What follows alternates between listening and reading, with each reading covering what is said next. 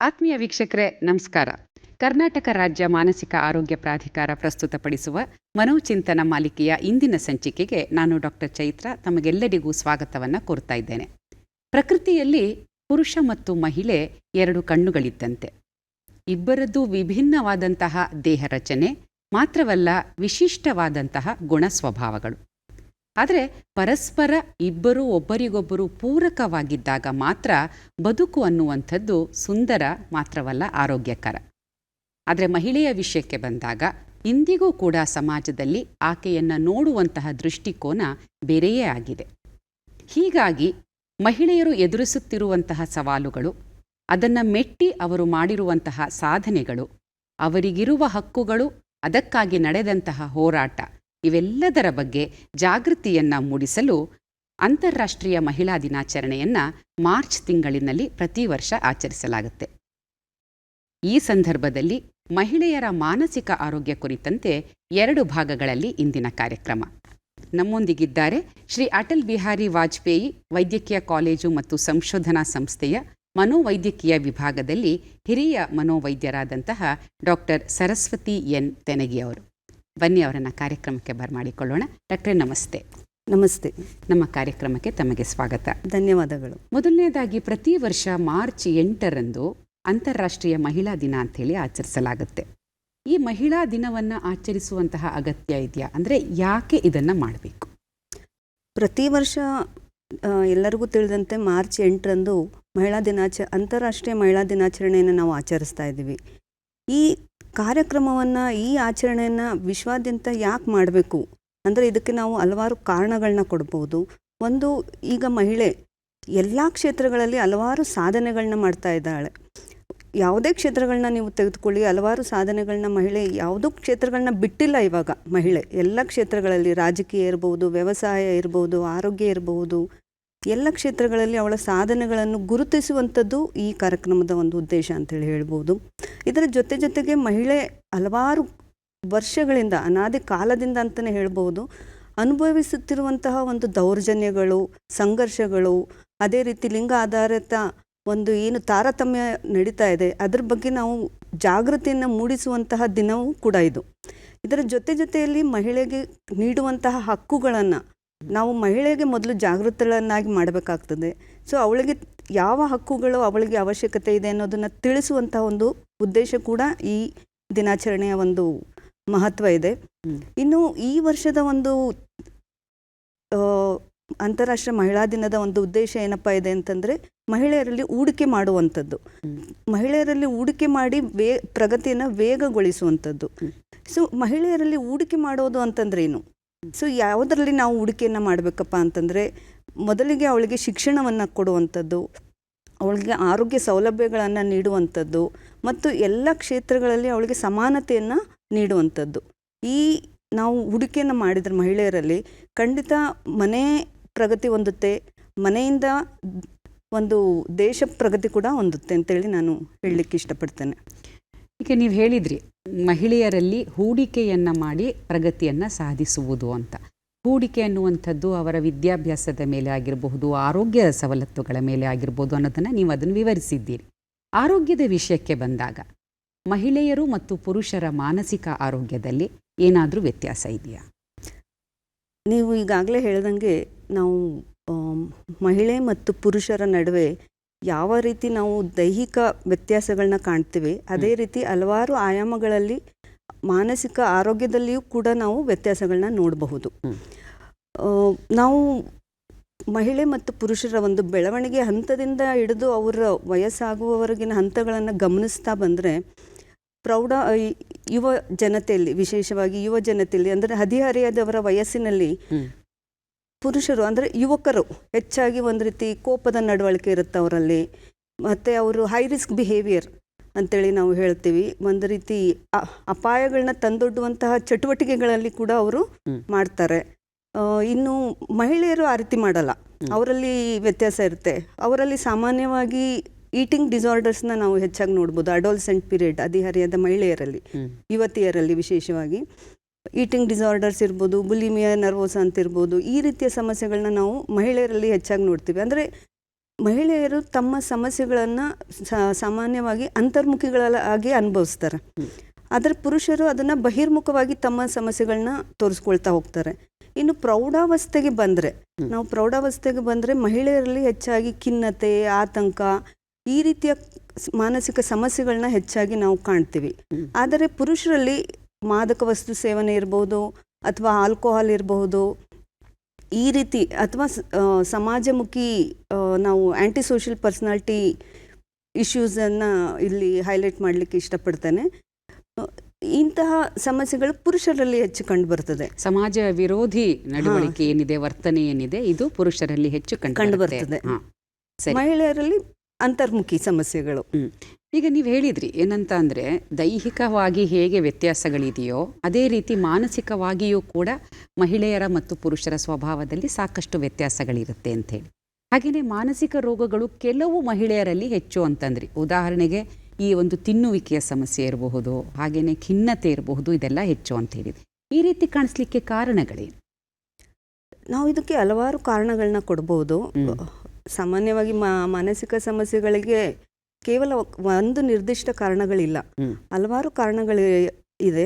ಇನ್ನು ವಿಶೇಷವಾಗಿ ಮಹಿಳೆಯರಲ್ಲಿ ಯಾಕೆ ಕೆಲವು ಮಾನಸಿಕ ಸಮಸ್ಯೆಗಳು ಹೆಚ್ಚಾಗಿದೆಯಪ್ಪ ಅಂತಂದರೆ, ಇದಕ್ಕೆ ನಾವು ಜೈವಿಕವಾಗಿ, ಮಾನಸಿಕವಾಗಿ, ಸಾಮಾಜಿಕ ಕಾರಣಗಳನ್ನ ನಾವು ಹೇಳ್ತಾ ಹೋಗ್ಬೋದು. ಮಹಿಳೆ ಮತ್ತು ಪುರುಷರಲ್ಲಿ ಶಾರೀರಿಕವಾಗಿ ಮತ್ತು ದೈಹಿಕವಾಗಿ, ಮಾನಸಿಕವಾಗಿ ಹಲವಾರು ವ್ಯತ್ಯಾಸಗಳಿದ್ದೇ ಇದೆ. ಮಹಿಳೆ ತನ್ನ ಜೀವನದ ಅವಧಿಯಲ್ಲಿ ಪ್ರತಿಯೊಂದು ಹಂತದಲ್ಲಿ ಹಲವಾರು ಆಯಾಮಗಳನ್ನ ಅವಳು ಮುಟ್ತಾ ಹೋಗ್ತಾಳೆ. ಉದಾಹರಣೆಗೆ ಹದಿಹರೆಯದ ವಯಸ್ಸಿನಲ್ಲಿ ಮುಟ್ಟು ಶುರುವಾಗುವಂಥದ್ದು, ನಂತರ ಗರ್ಭಧಾರಣೆ, ತಾಯ್ತನ ಮತ್ತು ಮುಟ್ಟು ನಿಲ್ಲುವಂಥದ್ದು, ಈ ರೀತಿ ಹಲವಾರು ಹಂತಗಳಲ್ಲಿ ಅವಳಲ್ಲಿ ಹಲವಾರು ಬದಲಾವಣೆಗಳಾಗ್ತಾ ಹೋಗ್ತದೆ. ಈ ಬದಲಾವಣೆಗಳು ಕೇವಲ ದೈಹಿಕವಾಗಿ ಅಷ್ಟೇ ಅಲ್ಲ, ದೈಹಿಕ ಮತ್ತು ಮಾನಸಿಕವಾಗಿಯೂ ಕೂಡ. ಸೊ ಇದು ನಾವು ಅದನ್ನು ಒಂದು ಜೈವಿಕ ಕಾರಣಗಳಂತೇಳಿ ಹೇಳ್ಬೋದು. ಸೊ ಮಹಿಳೆಯಲ್ಲಿ ಹಾರ್ಮೋನಲ್ ಬದಲಾವಣೆಗಳಾಗ್ತಾ ಇರ್ತದೆ, ಪ್ರತಿಯೊಂದು ಹಂತದಲ್ಲಿ ಬದಲಾವಣೆಗಳಾಗ್ತಾ ಇರ್ತದೆ. ಇದು ಒಂದು ಕಾರಣ. ಕೆಲವೊಂದು ಅನುವಂಶೀಯ ಕಾರಣಗಳನ್ನು ಕೂಡ ನಾವು ಹೇಳಬಹುದು. ಇನ್ನು ಸಾಮಾಜಿಕವಾಗಿ ನಾವು ತೆಗೆದುಕೊಂಡ್ರೆ ಹಲವಾರು ಬಾಲ್ಯದಲ್ಲಿ ಆಗುವಂಥ ಕೆಲವೊಂದು ಘಟನೆಗಳು ಅದು ಮುಂದೆ ಮಾನಸಿಕ ಸಮಸ್ಯೆಗಳಿಗೆ ಕಾರಣಗಳಾಗಬಹುದು. ಸೊ ಇಂತಹ ಹೆಣ್ಮಕ್ಳು ಸಣ್ಣ ವಯಸ್ಸಿನಲ್ಲಿ ಯಾವುದೇ ಆಘಾತಗಳನ್ನು ಹೊಂದಿದ್ರೆ ಅಂಥ ಸಂದರ್ಭದಲ್ಲಿ ಅವರು ಮುಂದೆ ಮಾನಸಿಕ ಸಮಸ್ಯೆಗಳನ್ನ ಹೆಚ್ಚು ಅನುಭವಿಸುವಂತಹ ಇದು ಸಾಧ್ಯತೆಗಳು ಹೆಚ್ಚು.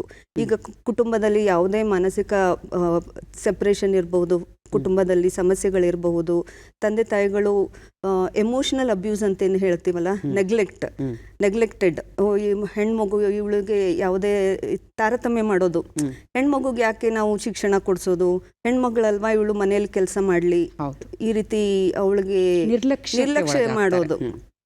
ಮತ್ತೆ ಇವನ್ ಅವ್ರಿಗೆ ಕೊಡುವಂತಹ ಆಹಾರ ಕೂಡ, ಗಂಡು ಮಕ್ಕಳಿಗೆ ಪೌಷ್ಟಿಕ ಆಹಾರವನ್ನು ಕೊಡೋದು, ಹೆಣ್ಮಕ್ಳಿಗೆ ಯಾಕೆ ಬೇಕು ಇದು ಎಲ್ಲ ಅನ್ನುವಂತಹ ಒಂದು ಧೋರಣೆ ಈಗಲೂ ಕೂಡ ನಾವು ಸಮಾಜದಲ್ಲಿ ನೋಡಬಹುದು. ಗಟ್ಟಿಯಾದಂತಹ ತರಕಾರಿ ಮತ್ತು ಬೇಳೆ ಏನಿರುತ್ತೆ ಅದನ್ನ ಗಂಡು ಮಕ್ಕಳಿಗೆ ಹಾಕಿ, ಹೆಣ್ಣು ಮಗುವಿಗೆ ಬರೀ ಆ ನೀರಿರುತ್ತಲ್ಲ ಅದನ್ನ ಕೊಟ್ಟಂತಹ ಉದಾಹರಣೆಗಳು ಸಾಕಷ್ಟಿದೆ. ಹಾಗೆಯೇ ನೀವು ಹೇಳಿದ್ರಿ ಲೈಂಗಿಕ ದೌರ್ಜನ್ಯ ನಡೆಯುವಂಥದ್ದು ಕೂಡ ಇದೆ. ಇವೆಲ್ಲವೂ ಬಾಲ್ಯದಲ್ಲಿ ನಡೆದಂತಹ ಘಟನೆಗಳು ಮಹಿಳೆಯರಿಗೆ ನಂತರ ಒಂದು ಮಾನಸಿಕ ಸಮಸ್ಯೆ ಉಂಟಾಗ್ಲಿಕ್ಕೆ ಕಾರಣವಾಗಿದೆ ಅಂತ ನೀವು ಹೇಳ್ತಾ ಇದ್ದೀರಿ. ಜೊತೆಯಲ್ಲಿನೇ ನಮ್ಮ ಆಲೋಚನೆಗಳಾಗ್ಲಿ, ಭಾವನೆಗಳಾಗ್ಲಿ, ಅಥವಾ ನಮ್ಮ ನಡವಳಿಕೆಗಳು, ಇದರಲ್ಲಿ ಪುರುಷರು ಮತ್ತು ಮಹಿಳೆಯರ ನಡುವೆ ಒಂದು ಅಗಾಧ ವ್ಯತ್ಯಾಸವನ್ನೇ ನಾವು ನೋಡಬಹುದು. ಈಗ ಪುರುಷರು ಯಾವ ರೀತಿ ಸಂವಹನ ಮಾಡ್ತಾರೆ, ಕಮ್ಯುನಿಕೇಶನ್ ಮಾಡೋದಾಗ್ಲಿ, ಅಥವಾ ಯಾವುದೇ ಮಹಿಳೆಯರು ಯಾವ ರೀತಿ ಒಬ್ರಿಗೊಬ್ರು ಕಮ್ಯುನಿಕೇಶನ್ ಮಾಡೋದಿರ್ಲಿ, ಅಥವಾ ಯಾವುದೇ ಒಂದು ಸಮಸ್ಯೆ ಅಥವಾ ಒತ್ತಡಕ್ಕೆ ಪ್ರತಿಕ್ರಿಯಿಸುವ ರೀತಿಯಲ್ಲಾಗ್ಲಿ ವ್ಯತ್ಯಾಸಗಳಿದೆ. ಅವಳು ಯೋಚಿಸುವ ರೀತಿ, ಈವನ್ ಇನ್ಫಾರ್ಮೇಶನ್ ಪ್ರಾಸೆಸಿಂಗ್ ಅಂತ ಏನು ಹೇಳ್ತೀವಿ ನಾವು, ಸೊ ಇನ್ಫಾರ್ಮೇಶನ್ ಪ್ರಾಸೆಸಿಂಗ್ ಅಲ್ಲೇ ಹಲವಾರು ಬದಲಾವಣೆಗಳನ್ನ ನಾವು ನೋಡ್ತೀವಿ. ಮಹಿಳೆ ಹೆಚ್ಚು ಭಾವನಾತ್ಮಕವಾಗಿ ಪ್ರತಿಕ್ರಿಯೆನ ನೀಡಿಸ್ತಾಳೆ. ಸೊ ಈ ಎಲ್ಲ ಅಂಶಗಳು ಅದರ ಜೊತೆಗೆ ಇತ್ತೀಚಿನ ಒಂದು ವರ್ಕಿಂಗ್ ವುಮನ್ ಇರಬಹುದು. ಈಗ ವರ್ಕಿಂಗ್ ವುಮನ್ ಇದ್ದ ಸಂದರ್ಭದಲ್ಲಿ ಆ ಮಹಿಳೆಗೆ ಮಾನಸಿಕ ಸಮಸ್ಯೆಗಳು ಇನ್ನೂ ಕೂಡ ಹೆಚ್ಚಂತನೂ ಹೇಳ್ಬಹುದು. ಯಾಕಪ್ಪ ಅಂತಂದ್ರೆ ಈ ಕಡೆ ಅವಳು ಮನೆಯಲ್ಲಿ ಕೆಲಸನೂ ಮಾಡಬೇಕು, ಹೊರಗಡೆ ಆಫೀಸ್ನಲ್ಲೂ ಕೆಲಸ ಮಾಡಬೇಕು, ಅದರ ಜೊತೆಗೆ ಅವಳ ಗಂಡ ಇರ್ಬೋದು ಅಥವಾ ಪಾರ್ಟ್ನರ್ ಇರ್ಬೋದು, ಅವ್ರನ್ನ ನಿಯಂತ್ರಣ ಮಾಡೋದು, ಮೊಬೈಲ್ ಚೆಕ್ ಮಾಡೋದು, ಅವರ ಆರ್ಥಿಕತೆಯ ಮೇಲೆ, ಹೌದು, ಅವರ ಸಂಬಳ ತಗೊಂಡ ನಂತರ ಅದ್ರ ಮೇಲೂ ಕೂಡ ಕಂಟ್ರೋಲ್ ಮಾಡಲಿಕ್ಕೆ ತುಂಬ ಪ್ರಯತ್ನಗಳಾಗ್ತಾ ಇರ್ತದೆ. ಸೊ ಇದನ್ನೆಲ್ಲ ಮೆಟ್ಟಿ ಅವಳು ತನ್ನ ಆರೋಗ್ಯವನ್ನು ಕಾಪಾಡಿಕೊಳ್ಬೇಕಾಗ್ತದೆ. ಸೊ ಯಾವುದೋ ಒಂದು ಹಂತದಲ್ಲಿ ಮಹಿಳೆ ದುರ್ಬಲಳಾಗಿ ಒಂದು ರೀತಿ ಮಾನಸಿಕ ಸಮಸ್ಯೆಗಳಿಗೆ ಒಳಗಾಗ್ತಾಳೆ. ಈಗ ಮಾನಸಿಕ ಸಮಸ್ಯೆಗಳು ಮಹಿಳೆಯರನ್ನು ಕಾಡ್ತಾ ಇದೆ ಅನ್ನೋದಂತೂ ಸತ್ಯ. ಇದಕ್ಕೆ ಚಿಕಿತ್ಸೆ ಇದೆಯಾ? ಖಂಡಿತ ಇದೆ.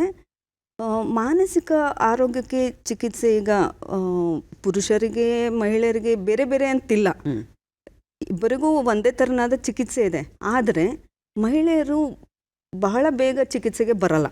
ಯಾಕಪ್ಪ ಅಂತಂದರೆ, ಒಂದು ಈ ಸಮಸ್ಯೆಗಳ ಬಗ್ಗೆ ನಾನು ಮನೆಯಲ್ಲಿ ಹೇಳಿದ್ರೆ ಸೋಮಾರಿ ಅಂತೇಳಿ ಹೇಳ್ಬೋದು, ಇಲ್ಲ ಕೆಲಸ ಮಾಡೋಕ್ಕಾಗದೆ ಈ ರೀತಿಯ ನೆಪಗಳನ್ನ ಹೇಳ್ತಾ ಇದ್ದಾಳೆ ಅಂಥೇಳಿ ಚಿಕಿತ್ಸೆಗೆ ಅವ್ರನ್ನ ತಕ್ಷಣ ಕರ್ಕೊಂಡು ಬರದೇ ಇರ್ಬೋದು. ಕೆಲವೊಮ್ಮೆ ಸಮಾಜಕ್ಕೆ ಹೆದರಿ ಕಳಂಕ, ನನಗೆ ಈ ರೀತಿ ನನಗೆ ಮಾನಸಿಕ ಸಮಸ್ಯೆ ಇದೆ ಅಂತಂದರೆ ಜನ ನನ್ನ ಬಗ್ಗೆ ಏನು ತಿಳ್ಕೊಳ್ತಾರೋ ಅನ್ನೋ ಒಂದು ಕಾರಣನೂ ಕೂಡ. ಮತ್ತು ಮಹಿಳೆಗೆ ಆರ್ಥಿಕವಾಗಿ ಅವಳೇನಾದ್ರು ಅವಲಂಬಿತಳಾಗಿಲ್ಲಪ್ಪ ಅಂತಂದರೆ ಯಾರು ಇಷ್ಟು ಚಿಕಿತ್ಸೆಗೆ ಕೊಡ್ತಾರೆ ಅನ್ನೋ ಒಂದು ಕಾರಣಗಳಿಂದ, ಹಲವಾರು ಈ ಕೆಲವೊಂದು ಕಾರಣಗಳಿಂದ ಅವಳಿಗೆ ಚಿಕಿತ್ಸೆ ತಡವಾಗಿ ಸಿಗಬಹುದು. ಹಲವಾರು ಬಾರಿ, ತುಂಬ ಸಾರಿ ನಾವು ನೋಡಿದ ಸಂದರ್ಭಗಳಲ್ಲಿ ಹಲವಾರು ಸಾರಿ ಅವಳಿಗೆ ಚಿಕಿತ್ಸೆ ತಡವಾಗಿ ಸಿಕ್ಕಿದೆ. ಸೊ ಈ ಎಲ್ಲ ಕಾರಣಗಳಿಂದ ಚಿಕಿತ್ಸೆ ಒಂದೇ ಆದರೂ ಕೂಡ ಸ್ವಲ್ಪ ತಡ ಅಲ್ಲೂ ಕೂಡ ಮಹಿಳೆಗೆ ಚಿಕಿತ್ಸೆ ಸಿಗುವಲ್ಲಿ ಕೂಡ ತಡವಾಗುತ್ತೆ. ನಾನಾ ಕಾರಣಗಳು ಅದಕ್ಕಿದೆ ಅಂತ ಹೇಳಿ ಹೇಳ್ತಾ ಇದ್ದೀರಿ. ಮತ್ತು ಈ ಎಲ್ಲ ಚಿಕಿತ್ಸೆಗಳು ಕೂಡ ಸರ್ಕಾರಿ ಆಸ್ಪತ್ರೆಗಳಲ್ಲಿ ಲಭ್ಯ ಇದೆ. ಮೆಂಟಲ್ ಹೆಲ್ತ್ ಕೇರ್ ಆ್ಯಕ್ಟಲ್ಲಿ ಮಹಿಳೆಯರ ಬಗ್ಗೆ ಏನಾದರೂ ವಿಶೇಷವಾಗಿ ಪ್ರಸ್ತಾಪಿಸಲಾಗಿದೆಯಾ? ಈಗ ಬಂದಂತಹ ಹೊಸ ಮಾನಸಿಕ ಆರೋಗ್ಯ ಕಾಯ್ದೆ 2017ರ ಪ್ರಕಾರ ಯಾವುದೇ ರೀತಿಯ ಲಿಂಗ ತಾರತಮ್ಯಕ್ಕೆ ಅಲ್ಲಿ ಅವಕಾಶವೇ ಇಲ್ಲ. ಚಿಕಿತ್ಸೆಯಲ್ಲಾಗಲಿ ಅಥವಾ ಯಾವುದೇ ಒಂದು ಇದರಲ್ಲಿ ಮಹಿಳೆ ಮತ್ತು ಪುರುಷರಿಗೆ ಸಮಾನವಾದಂತಹ ಹಕ್ಕುಗಳನ್ನು ಈ ಕಾಯ್ದೆ ಕೊಟ್ಟಿದೆ. ಅದರ ಜೊತೆಯಲ್ಲಿ ಮಹಿಳೆಗೆ ಕೆಲವೊಂದು ವಿಶೇಷ ಸಂದರ್ಭಗಳಲ್ಲಿ ಮಹಿಳೆಗೆ ಅವಶ್ಯಕತೆ ಇರುವಂತಹ ಒಂದು ಸೌಲಭ್ಯಗಳನ್ನ ನಾವು ಒದಗಿಸಿಕೊಡ್ಬೇಕಾಗ್ತದೆ. ಉದಾಹರಣೆಗೆ ಧರಿಸಿದಂತಹ ಮಹಿಳೆ ಇರಬಹುದು, ಅಥವಾ ಹಾಲು ಉಡಿಸುತ್ತಿರುವಂತಹ ಮಹಿಳೆ ಇರಬಹುದು. ಇದರ ಜೊತೆಯಲ್ಲಿಯೇ ಒಂದು ಹೇಳಲಿಕ್ಕೆ ಇಷ್ಟಪಡ್ತೇನೆ, ಮಹಿಳೆಯರ ಘನತೆ ಮತ್ತು ಗೋಪ್ಯತೆಯನ್ನು ಕಾಪಾಡಿಕೊಳ್ಳೋದಕ್ಕೆ ಈ ಕಾಯ್ದೆಯಲ್ಲಿ ಅವಕಾಶವಿದೆ. ಮಹಿಳೆಯರಿಗೆ ಕಡೆಯದಾಗಿ ಏನು ಸಂದೇಶವನ್ನು ಕೊಡಲಿಕ್ಕೆ ಬಯಸ್ತೀರಿ?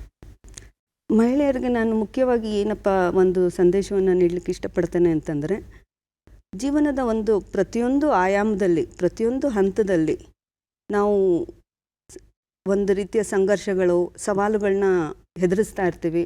ಅದೇ ರೀತಿ ಜೊತೆಯಲ್ಲಿ ಬಲಿಪಶುಗಳು ಕೂಡ ಕೆಲವೊಮ್ಮೆ ಆಗಿಬಿಡ್ತೀವಿ ನಾವು. ಸೊ ಯಾವುದೇ ಒಂದು ಸಂದರ್ಭದಲ್ಲಾಗಲಿ, ಯಾವುದೇ ಒಂದು ಸಮಸ್ಯೆಗಳಾಗಲಿ, ಅದನ್ನು ನಾವು ಕೆಲವೊಮ್ಮೆ ಸಂದರ್ಭಗಳನ್ನ ಬದಲಾಯಿಸೋದು ಕಷ್ಟ, ಜನರನ್ನು ಕೂಡ ಬದಲಾಯಿಸೋದು ಕಷ್ಟ. ಸೊ ಬದಲಾಗಬೇಕಾಗಿರೋದು ನಮ್ಮ ಮನಸ್ಥಿತಿ. ಸೊ ನಮ್ಮನ್ನು ನಾವು ಮೊದಲು ಬದಲಾಯಿಸ್ಕೊಳ್ಬೇಕು. ನಾವು ಪರಿಸ್ಥಿತಿಯನ್ನು ನೋಡೋದನ್ನು ಬದಲಾಯಿಸ್ಕೊಳ್ಬೇಕು. ನಮ್ಮ ಆರೋಗ್ಯದ ಬಗ್ಗೆ ನಾವೇ ಕಾಳಜಿಯನ್ನು ವಹಿಸ್ಕೊಳ್ಬೇಕು. ಸ್ವಯಂ ಆರೈಕೆಯನ್ನು ಮಾಡಿಕೊಳ್ಬೇಕು. ನಮ್ಮನ್ನು ನಾವು ಕೇರ್ ಮಾಡಿಕೊಳ್ಬೇಕು. ಆರ್ಥಿಕವಾಗಿ ನಾವು ಸ್ವಾವಲಂಬಿಗಳಾಗಿರಬೇಕು. ಆರ್ಥಿಕ ಅವಲಂಬತೆಯನ್ನು ಕಡಿಮೆ ಮಾಡಿಕೊಳ್ಬೇಕು. ಅದೇ ರೀತಿ ನಮ್ಮ ಶಿಕ್ಷಣ, ಆರೋಗ್ಯದ ಬಗ್ಗೆ ನಾವು ಹೆಚ್ಚಿನ ಗಮನವನ್ನು ಕೊಡಬೇಕು. ನಮ್ಮ ಹಕ್ಕುಗಳ ಬಗ್ಗೆ ನಾವು ಮೊದಲು ತಿಳ್ಕೊಳ್ಬೇಕು. ನಾವು ಮೊದಲು ಜಾಗೃತರಾಗಬೇಕು. ಜೊತೆಗೆ ನಮಗೆ ಇರುವಂತಹ ಕಾನೂನಿನ ನೆರವುಗಳನ್ನ ನಾವು ತಿಳ್ಕೊಳ್ಳೋ ಪ್ರಯತ್ನವನ್ನು ಮಾಡಬೇಕು. ಇಲ್ಲಿಯವರೆಗೆ ಮಹಿಳೆಯರ ಮಾನಸಿಕ ಆರೋಗ್ಯ ಹೇಗೆ ಭಿನ್ನವಾಗಿದೆ ಮತ್ತು ಸಮಸ್ಯೆಗಳಿಗೆ ಚಿಕಿತ್ಸೆ ಇದೆ ಅನ್ನೋದನ್ನು ನಮಗೆ ವಿವರವಾಗಿ ತಿಳಿಸ್ಕೊಟ್ಟು ಅದಕ್ಕಾಗಿ ನಿಮಗೆ ಧನ್ಯವಾದಗಳನ್ನ ಅರ್ಪಿಸ್ತಾ ಇದ್ದೇವೆ. ವಂದನೆಗಳು.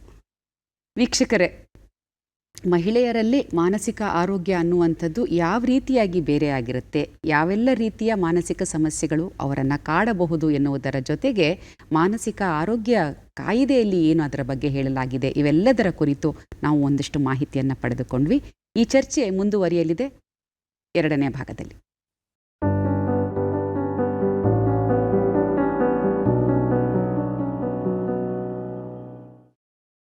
ವೀಕ್ಷಕರೇ, ಮನೋಚಿಂತನ ಮಾಲಿಕೆಯಲ್ಲಿ ಇಂದಿನ ಒಂದು ಭಾಗವಾದಂತಹ ಮಹಿಳೆಯರ ಮಾನಸಿಕ ಆರೋಗ್ಯ ಕುರಿತಂತೆ ನಮ್ಮ ಚರ್ಚೆ. ಮಹಿಳೆಯರ ಸ್ಥಿತಿ ಸಾಕಷ್ಟು ಬದಲಾಗಿದೆ ಅನ್ನೋದು ನಿಜ. ಕಾರಣ, ಆಕೆಗೆ ವಿದ್ಯಾಭ್ಯಾಸ ಸಿಕ್ಕಿದೆ, ಆರ್ಥಿಕವಾದ ಸ್ವಾತಂತ್ರ್ಯವೂ ದೊರಕಿದೆ. ಆದರೆ ಇವೆಲ್ಲವೂ ಮಹಿಳೆಯ ಮಾನಸಿಕ ಆರೋಗ್ಯದ ಮೇಲೆ ಯಾವ ರೀತಿ ಪರಿಣಾಮ ಬೀರಿದೆ, ಅನ್ನೋದ್ರ ಕುರಿತಾಗಿ ಒಂದಷ್ಟು ಮಾತುಕತೆಯನ್ನು ನಡೆಸೋಣ. ನಮ್ಮೊಂದಿಗಿದ್ದಾರೆ ಧಾರವಾಡ ಡಿಮಾನ್ಸ್ನ ಕ್ಲಿನಿಕಲ್ ಸೈಕಾಲಜಿ ವಿಭಾಗದಲ್ಲಿ ಸಹ ಪ್ರಾಧ್ಯಾಪಕರಾದಂತಹ ಡಾಕ್ಟರ್ ಗಾಯತ್ರಿ ಎಸ್ ಹೆಗ್ಡೆ ಅವರು. ಬನ್ನಿ, ಅವರನ್ನು ಬರಮಾಡಿಕೊಳ್ಳೋಣ. ನಮಸ್ತೆ. ನಮಸ್ತೆ. ಮೀನಿನ ಹೆಜ್ಜೆ ಮತ್ತು ಹೆಣ್ಣಿನ ಮನಸ್ಸು ತಿಳಿಯೋಕ್ಕಾಗಲ್ಲ ಅನ್ನುವಂಥದ್ದು ಒಂದು ಹಳೆಯ ಗಾದೆ ಮಾತು. ಹಾಗೆ ನೋಡಿದರೆ ಯಾರ ಮನಸ್ಸನ್ನು ತಿಳಿಯೋಕ್ಕಾಗಲ್ಲ, ಅಷ್ಟು ಸುಲಭವಲ್ಲ ಅಂತ ಅನ್ಕೋಬಹುದು. ಹೀಗಿರಬೇಕಾದ್ರೆ ಮಹಿಳೆಯರ ಮನಸ್ಸಿನ ವಿಶೇಷತೆ ಏನು? ನೀವೇ ಹೇಳ್ದಂಗೆ ಮನಸ್ಸಿನ ಒಂದು ಅಗಾಧ ಶಕ್ತಿ, ಅದರ ಸಾಧ್ಯತೆಗಳನ್ನು ಇನ್ನುವರೆಗೆ ಮನುಷ್ಯರಿಗೆ ಅರ್ಥ ಮಾಡ್ಕೊಳ್ಳಿಕ್ಕೆ ಆಗಿಲ್ಲ. ಅದು ಹೆಣ್ಣಿನ ಮನಸ್ಸು ಗಂಡಿನ ಮನಸ್ಸು ಅಂತೇನು ವ್ಯತ್ಯಾಸವೇ ಇಲ್ಲ. ಅದರಲ್ಲಿ ಮನಸ್ಸಿನ ಶಕ್ತಿಯನ್ನು ನಮ್ಮ ಹತ್ರ ಇನ್ನುವರೆಗಂತೂ ಅರ್ಥ ಮಾಡ್ಕೊಳ್ಳಿಕ್ಕೆ ಆಗಿಲ್ಲ. ಸ್ವಲ್ಪ ಮಟ್ಟಿಗೆ ವ್ಯತ್ಯಾಸ ಅಂತ ಏನಾದರೂ ನೋಡೋದಾದರೆ, ಈ ಮನಸ್ಸು ಅಥವಾ ವಿಚಾರದ ಉಗಮ ಸ್ಥಾನ ಅಂದರೆ ಮೆದುಳು, ನಾವು ಹೇಗೆ ದೈಹಿಕವಾಗಿ ಗಂಡು ಹೆಣ್ಣಿನಲ್ಲಿ ವ್ಯತ್ಯಾಸ ಇದೆ, ಮೆದುಳಿನಲ್ಲೂ ಕೂಡ ಕೊಂಚ ವ್ಯತ್ಯಾಸಗಳಿರುತ್ತೆ. ಸೈಜಲ್ಲಿರ್ಬೋದು, ಫಂಕ್ಷನಿಂಗ್ನಲ್ಲಿರ್ಬೋದು. ಅದಕ್ಕೆ ತಕ್ಕಂತೆ ಸ್ವಲ್ಪ ಮಟ್ಟಿಗೆ ವಿಚಾರದ ಪದ್ಧತಿನೂ ಕೂಡ ಸ್ವಲ್ಪ ಮಟ್ಟಿಗೆ ಬದಲಾವಣೆ ಇದೆ. ಸ್ವಲ್ಪ ಹೆಚ್ಚು ಸಂಕೀರ್ಣವಾಗಿ ಬಹುಶಃ ವಿಚಾರ ಮಾಡಬಲ್ಲಳು ಮಹಿಳೆ, ಮತ್ತು ಸ್ವಲ್ಪ ಭಾವನಾತ್ಮಕವಾಗಿ ಕೂಡ ವಿಚಾರ ಮಾಡಬಲ್ಲಳು.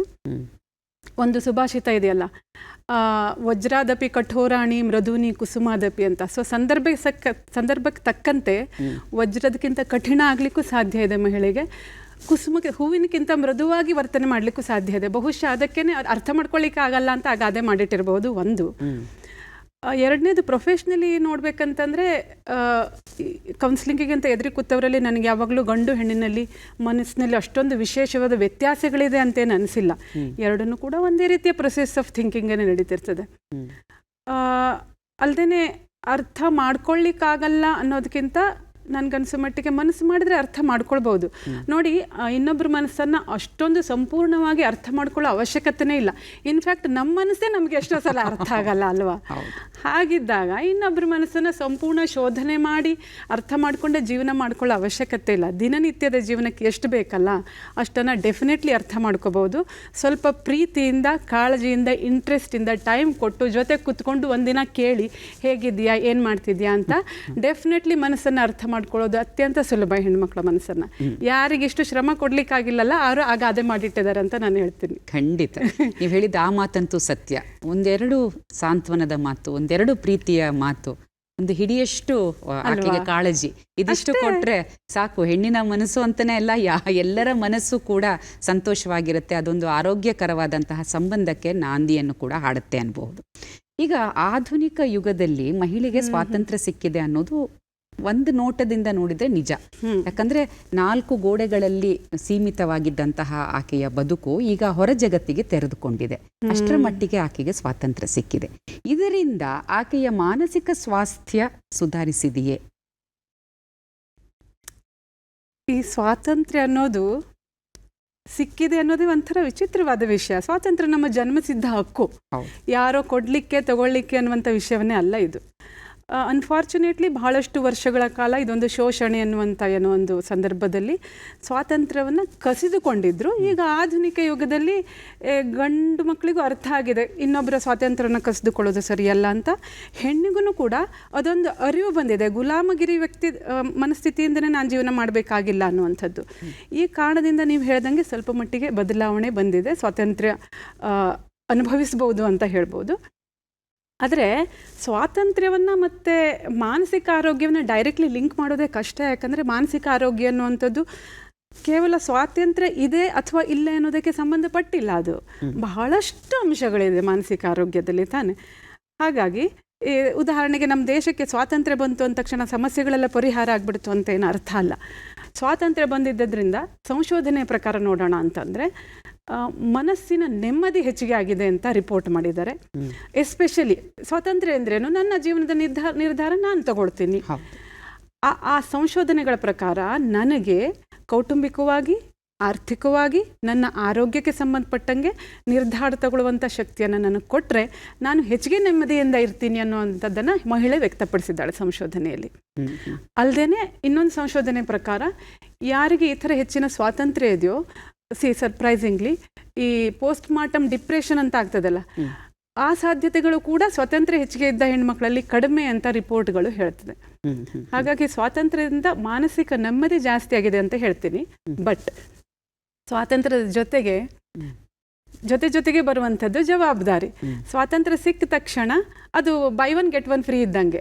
ಸೊ ಫ್ರೀಡಮ್ ಮತ್ತು responsibility, freedom and problem also. So additional responsibility ಬಂದಿದೆ ಸ್ವಾತಂತ್ರ್ಯದ ಜೊತೆಗೆ. ಮನೆಯಿಂದ ಹೊರಗೋಗಿ ಕೆಲಸ ಮಾಡ್ತಿದ್ದೀನಿ ಅಂದರೆ ಮನೆ ಜವಾಬ್ದಾರಿ ಏನು ಮುಕ್ತ ಆಗಿಲ್ಲ ನಮಗೆ. ಅದನ್ನು ಮಾಡ್ಕೊಂಡು ಇದನ್ನು ಅಡಿಷನಲ್ ಜವಾಬ್ದಾರಿ ತಗೋತಾ ಇದ್ದೀವಿ. ಹಾಗೆ ನೋಡಿದರೆ ಸ್ವಾತಂತ್ರ್ಯದ ಜೊತೆಗೆ ಬಂದ ಇದು ಎಲ್ಲ ಸಮಸ್ಯೆಗಳನ್ನು ನಾವು ನಿಭಾಯಿಸ್ತಾ ಇದ್ದೀವಲ್ಲ, ಆ ದೃಷ್ಟಿಯಿಂದ ನೋಡಿದರೆ ಹೆಚ್ಚಿನ ಒತ್ತಡ ಕೂಡ ಇದೆ ಮಹಿಳೆಗೆ. ಬಹುಪಾತ್ರ ನಿರ್ವಹಣೆಯನ್ನ ಮಾಡ್ತಾ ಎಲ್ಲೋ ಆಕೆ ಮಲ್ಟಿ ಟಾಸ್ಕಿಂಗ್ ಅಂತ ಒಂದು ತಲೆಪಟ್ಟಿಯನ್ನ ಕಟ್ಟಿ ಆಕೆ ಸಾಕಷ್ಟು ಒದ್ದಾಟವನ್ನ ಅನುಭವಿಸ್ತಾ ಇದ್ದಾಳೆ. ಅದರಿಂದ ಎಲ್ಲೋ ನಿರ್ವಹಣೆ ಎಲ್ಲವನ್ನು ಮಾಡಬೇಕು, ಸೂಪರ್ ವುಮನ್ ಆಗಬೇಕು ಅನ್ನುವಂತಹ ಒಂದು ಹಂಬಲದಲ್ಲಿ, ಸಮಾಜದ ನಿರೀಕ್ಷೆಯಲ್ಲಿ ಎಲ್ಲೋ ಆಕೆಗೆ ಆ ಒಂದು ಪ್ರೆಷರ್ ಅನ್ನುವಂಥದ್ದು, ಒತ್ತಡ ಅನ್ನುವಂಥದ್ದು ಹೆಚ್ಚಾಗ್ತಾ ಇದೆ. ಹಾಗಾಗಿ ಸ್ವಾತಂತ್ರ್ಯ ಅನ್ನುವಂಥದ್ದು ಈಗ ಆ ಕಡೆ ಸೈಡ್ ಲಾಭಗಳು ಇದೆ, ಈ ಕಡೆ ಸೈಡ್ ಅದರಿಂದ ಆಗುವಂತಹ ಅನನುಕೂಲಗಳು ಇದೆ ಅನ್ನೋದನ್ನ ನೀವು ಹೇಳ್ತಾ ಇದ್ದೀರಿ. ಈಗ ಮಹಿಳೆಯರು ವಿದ್ಯೆಯನ್ನ ಪಡಿತಾ ಇದ್ದಾರೆ. ಖಂಡಿತವಾಗಿ ಶಿಕ್ಷಣ ಅನ್ನುವಂಥದ್ದು, ವಿದ್ಯೆ ಅನ್ನುವಂಥದ್ದು ಬಾಳಿಗೆ ಒಂದು ಬೆಳಕನ್ನ ನೀಡುವಂಥದ್ದು, ಅದರಲ್ಲಿ ಸಂಶಯವೇ ಇಲ್ಲ. ಆದ್ರೆ ಮಹಿಳೆಯರು ವಿದ್ಯಾವಂತರಾಗೋದಕ್ಕೂ ಈಗ ನಾವು ತುಂಬಾ ಕೇಳ್ತಾ ಇರುವಂತಹ ವಿವಾಹ ವಿಚ್ಛೇದನಗಳು ಏನಿದೆ, ಅಂದ್ರೆ ಡೈವೋರ್ಸ್ ಪ್ರಕರಣಗಳು ಏನಿದೆ, ಅದಕ್ಕೂ ಏನಾದ್ರೂ ಸಂಬಂಧ ಇದೆಯಾ? ಮತ್ತೆ ಈ ರೀತಿ ಮದುವೆಯ ಒಂದು ವಿಚ್ಛೇದನದಿಂದ ಆಕೆಯ ಮನಸ್ಸಿನ ಮೇಲಾಗುವಂತಹ ಪರಿಣಾಮ ಏನು? ಇದು ಯಾಕೆ ಮುಖ್ಯ ಆಗುತ್ತೆ ಅಂದ್ರೆ, ಒಂದ್ಸಲ ಮದ್ವೆ ಆಗ್ಬಿಟ್ರೆ ಅಲ್ಲಿಗೆ ಮುಗೀತು. ಆಕೆಯ ಜೀವನದ ಪರಮ ಗುರಿ ಅದಾಗಿತ್ತು, ಮದುವೆ ಮತ್ತು ಮಕ್ಕಳು ಅನ್ನುವಂಥದ್ದು. ಅದು ನಿಧಾನವಾಗಿ ಬದಲಾಗ್ತಾ ಇದೆ. ಹಾಗಾಗಿ ಈ ಪ್ರಶ್ನೆ, ವಿದ್ಯೆಗೂ ವಿಚ್ಛೇದನಕ್ಕೂ ಸಂಬಂಧ ಇದೆಯಾ? ಬಹುಶಃ ನೀವು ಕೇಳ್ದಂಗೆ ಜನಸಾಮಾನ್ಯರಲ್ಲಿ ಈ ಒಂದು ತಪ್ಪು ಕಲ್ಪನೆ ಇರ್ಲಿಕ್ಕೂ ಸಾಧ್ಯ. ಅಂದ್ರೆ ಓದಿಸಿದ್ದಕ್ಕೆ, ಬಹಳ ಓದಿದ್ದಕ್ಕೆ ಜಾಸ್ತಿ ಡೈವೋರ್ಸ್ ಕೇಳ್ತಾ ಇದ್ದಾರೆ. ಓದ್ದವರಲ್ಲಿ ಇದೆಲ್ಲ ಜಾಸ್ತಿ, ಹಳ್ಳಿಯವರಲ್ಲಿ ಇದು ಕಡಿಮೆ ಅನ್ನುವಂಥದ್ದು. ಹೌದು. ಇದಕ್ಕೆ ಡೈರೆಕ್ಟ್ ಆನ್ಸರ್ ಅಂದ್ರೆ ವಿದ್ಯೆಗೆ ಮತ್ತೆ ಡೈವೋರ್ಸಿಗೆ ಸಂಬಂಧ ಇಲ್ಲ. ಬಹಳ ಹಿಂದೆ ನೋಡಿದರೆ ನಮ್ಮಲ್ಲಿ ನಮ್ಮ 3 ಪಾಯಿಂಟ್ ಕ್ಲಿಯರ್ ಮಾಡಿಬಿಡ್ತೀನಿ. ಒಂದನೇದಾಗಿ ವಿದ್ಯೆಗೆ ನಾವು ಒಂದು ಸರಸ್ವತಿಯ ರೂಪವನ್ನೇ ಕೊಟ್ಟು ಆರಾಧನೆ ಮಾಡ್ತಾ ಇದ್ದೀವಿ. ಸೊ ವಿದ್ಯೆಯಿಂದ ಸಮಸ್ಯೆ ಕ್ರಿಯೇಟ್ ಆಗಲಿಕ್ಕೆ ಇರುವಂಥದ್ದಲ್ಲ, ವಿದ್ಯೆ ಸಮಸ್ಯೆಗೆ ಸೊಲ್ಯೂಷನ್ ಹುಡುಕ್ತದೆ. ಎರಡನೇದಾಗಿ ವಿದ್ಯೆ ಹೆಣ್ಮಕ್ಳಲ್ಲಷ್ಟೇ ಜಾಸ್ತಿ ಆಗ್ತಾ ಇಲ್ಲ, ಗಂಡು ಮಕ್ಕಳು ಕೂಡ ಹೆಚ್ಚು ಸುಶಿಕ್ಷಿತರಾಗ್ತಾ ಇದ್ದಾರೆ. ಮೂರನೇದಾಗಿ ಡೈವರ್ಸ್ ಅನ್ನುವಂಥದ್ದು ಪ್ರಾಬ್ಲಮ್ ಒಂದೇ ಇರಲಿಕ್ಕಿಲ್ಲ, ಎಷ್ಟೋ ಸಲ ಅವರು ಅನುಭವಿಸ್ತಾ ಇರುವಂಥ ಸಮಸ್ಯೆಗೆ ಸೊಲ್ಯೂಷನ್ ಆಗಿರ್ಬೋದು. ಇದೆಲ್ಲ ದೃಷ್ಟಿಯಲ್ಲಿ ಇಟ್ಕೊಂಡು ವಿದ್ಯೆಗೆ ಡೈವೋರ್ಸಿಗೆ ಏನಾದರೂ ಸಂಬಂಧ ಇದೆಯಾ ಅಂತ ನೋಡಿದರೆ ಇಲ್ಲ ಅಂತಲೇ ಹೇಳ್ತೀನಿ ನನ್ನ ಒಪಿನಿಯನ್ ಪ್ರಕಾರ. ಯಾಕೆಂದರೆ ನಮ್ಮ ಸಂಸ್ಕೃತಿಯಲ್ಲಿ ಹಿಂದಿಂದನೂ ಗಾರ್ಗಿ ಅಂತ ಬಹಳ ವಿದ್ವಾಂಸ ಅವಳು, ಅದರ ಮೆನ್ಷನ್ ಇದೆ. ಆದರೆ ಡೈವೋರ್ಸ್ ಅನ್ನೋ ಹೆಸರೇ ನಮ್ಮ ಸಂಸ್ಕೃತಿಯಲ್ಲಿ ಇಲ್ಲ. ವಿಚ್ಛೇದನ ಅನ್ನೋದು ಹೊಸ ವಿಷಯ ನಮಗೆ. ನಮ್ಮಲ್ಲಿ ಯಾವಾಗ್ಲೂ ಮದುವೆ ಅನ್ನೋದು 7 ಜನ್ಮಗಳ ಬಂಧ. ಹಾಗಾಗಿ ನಮ್ಮ ಸಂಸ್ಕೃತಿಯಲ್ಲಿ ಆ ಮೆನ್ಷನ್ ಇರಲಿಲ್ಲ, ಈಗೀಗ ಬಂದಿದೆ. ಕಾರಣ ಏನು ಅಂತ ನೋಡಿದರೆ, ಇದಕ್ಕೆ ಸೈಕಾಲಜಿಸ್ಟ್ ಆಗಿ ಒಂದು ಆನ್ಸರ್ ಹೇಳಲಿಕ್ಕೆ ಬರೋದಿಲ್ಲ. ಇದು ಸೋಷಿಯಾಲಜಿಸ್ಟು, ಎಕನಾಮಿಕ್ಸು ಎಲ್ಲರೂ ಬಂದು ಹೇಳಿದರೆ ಒಂದು ಬಹುಶಃ ಇದಕ್ಕೆ ಆನ್ಸರನ್ನು ಕೊಡ್ಬೋದು ಅಂತ ಅನಿಸುತ್ತೆ.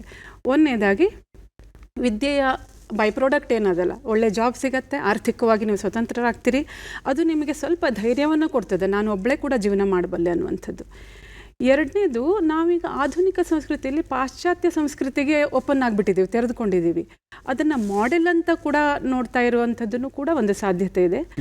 ಮೋಸ್ಟ್ ಇಂಪಾರ್ಟೆಂಟ್ಲಿ ಕಲೆಕ್ಟಿವಿಸ್ಟಿಕ್ ಸೊಸೈಟಿಯಿಂದ ಇಂಡಿವಿಜುವಲಿಸ್ಟಿಕ್ಕಿಗೆ ಹೋಗ್ತಾ ಇದ್ದೀವಿ ನಾವು. ಹಾಗಾಗಿ ನನ್ನ ಸಂತೋಷ, ನನ್ನ ಸ್ವಾತಂತ್ರ್ಯ, ನನ್ನ ಸಮಾಧಾನ ನನಗೆ ಹೆಚ್ಚಿಗೆ ಇಂಪಾರ್ಟೆಂಟು ಸಮಾಜದಕ್ಕಿಂತ. ಹಾಗಾಗಿ ಇದೆಲ್ಲ ದೃಷ್ಟಿಯಿಂದ ಸೇರಿಕೊಂಡು, ಆಮೇಲೆ ಪರ್ಸ್ನಾಲಿಟಿ ಕೂಡ, ಆಯಾ ಮನುಷ್ಯನ ವ್ಯಕ್ತಿತ್ವ ಕೂಡ ವಿದ್ಯೆಗಿಂತ ಪ್ರಬುದ್ಧತೆ ಅಪ್ರಬುದ್ಧತೆ ಇರ್ಬೋದು, ದೂರದೃಷ್ಟಿ ಇರುವಂಥದ್ದು ಇಲ್ಲದಂಥದ್ದು ಇರ್ಬೋದು, ದುಡುಕುತನ, ತಾಳ್ಮೆ, ಇದೆಲ್ಲ ಅಂಶಗಳು ನಾನು ಡೈವೋರ್ಸ್ ತಗೊಳ್ತೀನೋ ಇಲ್ಲೋ ಅನ್ನೋದನ್ನು ಕೂಡ ನಿರ್ಧಾರ ಮಾಡ್ತದೆ. ಹಾಗಾಗಿ ವಿದ್ಯೆಗೊಂದೇ ಇದನ್ನು ಹೇಳಲಿಕ್ಕೆ ಬರೋದಿಲ್ಲ. ಸಂಶೋಧನೆ ಪ್ರಕಾರ ನೋಡೋಣ, ಮತ್ತೆ ನನ್ನ ಒಪಿನಿಯನ್ಗಿಂತ ಸಂಶೋಧನೆ ಪ್ರಕಾರ ನೋಡಿದರೆ ಪತಿ ಪತ್ನಿಯರಲ್ಲಿ ಪತ್ನಿ ಜಾಸ್ತಿ ವಿದ್ಯಾವಂತಳಾಗಿದ್ದರೆ ಡೈವೋರ್ಸ್ ಕೇಳುವಂಥ ಸಾಧ್ಯತೆ ಜಾಸ್ತಿ ಅನ್ನತ್ತೆ. ಆದರೆ ಇದು ಇಂಡಿಯಾದಲ್ಲಿ ಆದಂಥ ಸಂಶೋಧನೆಗಳಲ್ಲ, ಬೇರೆ ಸೊಸೈಟಿನಲ್ಲಿ ಆಗಿರುವಂಥದ್ದು. ಹಾಗಾಗಿ ಸೇಮ್ ಅಪ್ಲೈ ಮಾಡಲಿಕ್ಕೆ ಬರಲಿಕ್ಕಿಲ್ಲ. ಈಗ ಮಹಿಳೆ ಮಾದಕ ವಸ್ತು ವ್ಯಸನಿಯಾಗಲಿಕ್ಕೆ ಕಾರಣಗಳು ಏನೇನು? ಮಹಿಳೆಯರಲ್ಲಿ ಮಾದಕ ವಸ್ತು ಸಾಮಾನ್ಯ, ಕೆಲವೊಂದು ಕಲ್ಚರ್ನಲ್ಲಿ ಅದು ಒಪ್ಪಿಗೆ ಕೂಡ, ಹಾಗಾಗಿ ಸಹಜವಾಗಿ ತಗೊಳ್ತಾರೆ, ಅದು ಅಡಿಕ್ಷನ್ ಆಗಿ ಕನ್ವರ್ಟ್ ಆಗ್ತದೆ. ಈಗಿನ ಸಂಸ್ಕೃತಿಯಲ್ಲಿ ನಾವು ಈಗ ತಾನೇ ಡಿಸ್ಕಸ್ ಮಾಡ್ದಂಗೆ ಪಾಶ್ಚಾತ್ಯ ಸಂಸ್ಕೃತಿ ಅಂತ, ಅಥವಾ ನಾನು ಏನು ಕಮ್ಮಿ ಇಲ್ಲ ಅಂತ ತೋರಿಸ್ಕೊಳ್ಳಿ ಕೂಡ ಕೆಲವೊಂದು ಸಲ ಟ್ರೈ ಮಾಡಲಿಕ್ಕೆ ಹೋಗಿ ಅಡಿಕ್ಷನ್ಗೆ ಒಳಗಾಗಬಹುದು. ಇದು ಬಿಟ್ಟರೆ ಉಳಿದಂತೆ ಸಾಮಾನ್ಯ ಅಂಶಗಳೇ ಇದೆ. ಅಂದ್ರೇನು, ಜೆನೆಟಿಕ್ ರಿಸ್ಕ್ ಇದ್ದರೆ, ಮನೆತನದಲ್ಲಿ ಕುಡಿಯುವಂಥ ರಿಸ್ಕ್ ಇದ್ದರೆ, ಅಥವಾ ನ್ಯೂರೋಕೆಮಿಕಲ್ ಇಂಬ್ಯಾಲೆನ್ಸಸ್ ಇದ್ದರೆ, ಅಥವಾ ಬೇರೆ ಮಾನಸಿಕ ಕಾಯಿಲೆಗಳನ್ನು ಕೂಡ ಕುಡಿಲಿಕ್ಕೆ ಹೋಗ್ತಾರೆ, ಅಥವಾ ಬಹಳಷ್ಟು ಆಘಾತ ಆಗಿಬಿಟ್ಟಿದ್ರೆ ಜೀವನದಲ್ಲಿ ಅದನ್ನು ಹೇಗೆ ಎದುರಿಸಬೇಕು ಅನ್ನೋದು ಇವರಿಗೆ ಕರೆಕ್ಟಾಗಿ ತಿಳಿತಾ ಇಲ್ಲ ಅಂತಾದರೆ ಆ ಥರ ಸಂದರ್ಭಗಳಲ್ಲೂ ಕೂಡ ಕುಡಿತ ಅಥವಾ ಮಾದಕ ವ್ಯಸನಗಳನ್ನು ಸ್ಟಾರ್ಟ್ ಮಾಡ್ಕೋತಾರೆ. ಮತ್ತು ಪಿಯರ್ ಗ್ರೂಪ್ ಇನ್ಫ್ಲೂಯೆನ್ಸ್ ಅಂತ ಹೇಳ್ತೀವಲ್ಲ, ಗುಂಪಿನಲ್ಲಿ ಇನ್ನೊಬ್ರು ಮಾಡ್ತಾ ಇದ್ದಂಗೆ ನಾನು ಕಲ್ತ್ಕೊಂಡು ಮಾಡ್ತಾ ಹೋಗ್ಬಿಡ್ತೀನಿ, ನನಗೆ ಧೈರ್ಯ ಇದೆ ಅಂತ ತೋರಿಸ್ಕೊಳ್ಳಿಕ್ಕೇನೋ, ಅಥವಾ ನನ್ನ ಐಡೆಂಟಿಟಿಯನ್ನು ಗುರುತಿಸ್ಕೊಳ್ಳಿಕ್ಕೇನೋ ಸ್ಟ್ರಗಲ್ ಮಾಡ್ತಾ ಶುರು ಮಾಡ್ಕೊಂಡಿದ್ದು ಅಡಿಕ್ಷನ್ ಆಗಿ ಕೂಡ ಕನ್ವರ್ಟ್ ಆಗ್ಬೋದು. ಮಹಿಳೆಯರಿಗೆ ಆಪ್ತ ಸಲಹೆ ಅಂದರೆ ಕೌನ್ಸಿಲಿಂಗ್ ಅನ್ನುವಂಥದ್ದು ಯಾವಾಗ ಬೇಕಾಗುತ್ತೆ ಮತ್ತು ಎಲ್ಲೆಲ್ಲಿ ಲಭ್ಯ ಇದೆ? ಓಕೆ, ಮಹಿಳೆ ನಾವೀಗ ತಾನೇ ಡಿಸ್ಕಸ್ ಮಾಡ್ದಂಗೆ ಬಹಳಷ್ಟು ಪಾತ್ರಗಳನ್ನು ನಿರ್ವಹಿಸಬೇಕು ತಾನೆ. ಸೊ ಮಗಳಾಗಿ, ಪತ್ನಿಯಾಗಿ, ತಾಯಿಯಾಗಿ ಇದು ಯಾವುದೇ ಪಾತ್ರವನ್ನು ನನಗೆ ಸಮರ್ಥವಾಗಿ ನಿರ್ವಹಿಸಲಿಕ್ಕೆ ಯಾವುದೋ ಕಾರಣದಿಂದ ಆಗ್ತಾ ಇಲ್ಲ ಅನ್ನುವಂಥ ಸಂದರ್ಭದಲ್ಲಿ ಆಪ್ತ ಸಲಹೆಗೆ ಬರ್ಬೋದು. ಯಾಕೆ, ಏನು ಅಂತ ಸೂಕ್ಷ್ಮವಾಗಿ ವಿಶ್ಲೇಷಣೆ ಮಾಡಲಿಕ್ಕೆ ಬರ್ತದೆ. ಅಲ್ಲದೆ ಯಾವುದೇ ರೀತಿ ಮಾನಸಿಕ ಕಾಯಿಲೆಗೆ ಒಳಗಾಗಿದ್ರೂ ಕೂಡ ಬರಬಹುದು, ಯಾವುದೇ ಒತ್ತಡದಲ್ಲಿದ್ರೂ ಕೂಡ ಬರಬಹುದು, ಅಥವಾ ಉದ್ಯೋಗ ಮತ್ತು ಮನೆಯನ್ನು ನಿಭಾಯಿಸ್ಲಿಕ್ಕೆ ಆಗ್ತಾ ಇಲ್ಲ ಅಂದಿದ್ರೂ ಬರ್ಬೋದು, ಅಥವಾ ಕುಟುಂಬದಲ್ಲೇ ಪೆಥಲಾಜಿಕಲ್ ವಾತಾವರಣ ಇದೆ, ವೈವಾಹಿಕವಾಗಿ ಬಹಳಷ್ಟು ಸಮಸ್ಯೆಗಳಿದೆ, ಇದು ಯಾವುದೇ ಕಾರಣಕ್ಕೂ ಕೂಡ ಆಪ್ತ ಸಮಾಲೋಚನೆಗೆ ಬರ್ಬೋದು. ಇಲ್ಲ ನಾನು ಇನ್ನೂ ಸ್ವಲ್ಪ ಇಂಪ್ರೂವ್ ಆಗಬೇಕು, ನಾನು ಇನ್ನೊಂದು ಸ್ವಲ್ಪ ಪ್ರೊಡಕ್ಟಿವ್ ಆಗಬೇಕು ಅನ್ನೋ ಕಾರಣಕ್ಕೂ ಕೂಡ ಬರ್ಬೋದು. ಎಲ್ಲಿ ತೊಂದರೆ ಇದೆ ಅಂತ ನೋಡಿ ಅದನ್ನು ಡಿಸ್ಕಸ್ ಮಾಡಿ ಸಲಹೆ ಕೊಡಲಿಕ್ಕೆ ಬರ್ತದೆ. ಕಡೆಯದಾಗಿ ಏನು ಸಂದೇಶವನ್ನು ನೀವು ಮಹಿಳೆಯರಿಗೆ ಈ ಸಂದರ್ಭದಲ್ಲಿ ನೀಡಲಿಕ್ಕೆ ಬಯಸ್ತೀರಿ? ಮಹಿಳೆ ಯಾವುದೇ ಕ್ಷೇತ್ರದಲ್ಲೇ ಇರಲಿ, ಹೆಚ್ಚಿನ ಪರಿಣಿತಿ ತಾನಿರುವ ಕ್ಷೇತ್ರದಲ್ಲಿ, ಅದು ಅಡುಗೆ ಮಾಡೋದಾಗಿರ್ಬೋದು, ಹೊಲ ಮಾಡೋದಾಗಿರ್ಬೋದು, ವೈದ್ಯ ವೃತ್ತಿನೇ ಇರ್ಬೋದು, ತಾನಿರೋ ಕ್ಷೇತ್ರದಲ್ಲಿ ಸತತವಾಗಿ ಕಲಿತಾ ಇರಬೇಕು. ನಮ್ಮ ಬಗ್ಗೆ ನಮಗೆ ಆತ್ಮವಿಶ್ವಾಸ ಇರಬೇಕು. ಏನೇನು ಇದೆಯಲ್ಲ ಅದನ್ನು ಎಕ್ಸ್ಪ್ರೆಸ್ ಮಾಡುವಂಥ ಭಾವನೆಗಳನ್ನು ಕ್ಲಿಯರಾಗಿ ಅದು ಇಟ್ಕೋಬೇಕು ಅನ್ನೋ ಅವಶ್ಯಕತೆ ಇಲ್ಲ. ಎಕ್ಸ್ಪ್ರೆಸ್ ಮಾಡುವಂಥ ಒಂದು ವ್ಯಕ್ತಿತ್ವವನ್ನು ಬೆಳೆಸ್ಕೋಬೇಕು. ಸಮಸ್ಯೆ ಇದ್ದರೆ ಬೇಗ ರೀಚ್ ಆಗಬೇಕು ಯಾರಿಗಾದ್ರೂ ಕೂಡ ಹೇಳ್ಕೊಳ್ಳಿಕ್ಕೆ. ಮಹಿಳೆಯರು ಉತ್ತಮವಾದಂತಹ ವ್ಯಕ್ತಿತ್ವವನ್ನು ಬೆಳೆಸಿಕೊಳ್ಳಬೇಕು. ಹಾಗೆಯೇ ತಮಗೆ ಯಾವುದೇ ರೀತಿಯ ಸಮಸ್ಯೆಗಳಿದ್ದಲ್ಲಿ ಖಂಡಿತವಾಗಿ ಅದಕ್ಕೆ ಚಿಕಿತ್ಸೆಯನ್ನು ಪಡಿಬೇಕು ಅನ್ನುವಂತಹ ಒಂದು ಉತ್ತಮವಾದ ಸಂದೇಶವನ್ನು ನೀಡಿದ್ದೀರಿ. ಅದಕ್ಕಾಗಿ ನಮ್ಮೆಲ್ಲ ವೀಕ್ಷಕರ ಪರವಾಗಿ ನಿಮಗೆ ಧನ್ಯವಾದಗಳನ್ನು ತಿಳಿಸ್ತಾ ಇದ್ದೇವೆ. ವಂದನೆಗಳು. ವಂದನೆಗಳು. ವೀಕ್ಷಕರೇ, ಮಹಿಳೆ ಅಂತಂದರೆ ದುಡಿಯುವ ಯಂತ್ರವಲ್ಲ. ಹಾಗೆಯೇ ಆಕೆಯ ಕೆಲಸ ಬರೀ ಅಡಿಗೆ ಮಾಡೋದು, ಮಕ್ಕಳನ್ನು ಹೊರುವುದು ಹೆರುವುದು ಮಾತ್ರವಲ್ಲ. ಆಕೆಗೂ ದೇಹ ಮತ್ತು ಮನಸ್ಸು ಅನ್ನೋದು ಇದೆ. ಆಕೆಯನ್ನು ಪ್ರೀತಿ ಮತ್ತು ಗೌರವದಿಂದ ಕಾಣಬೇಕು. ಘನತೆಯಿಂದ ಬದುಕುವಂತಹ ಎಲ್ಲ ಅವಕಾಶ ಆಕೆಗೆ ಸಿಗಬೇಕು.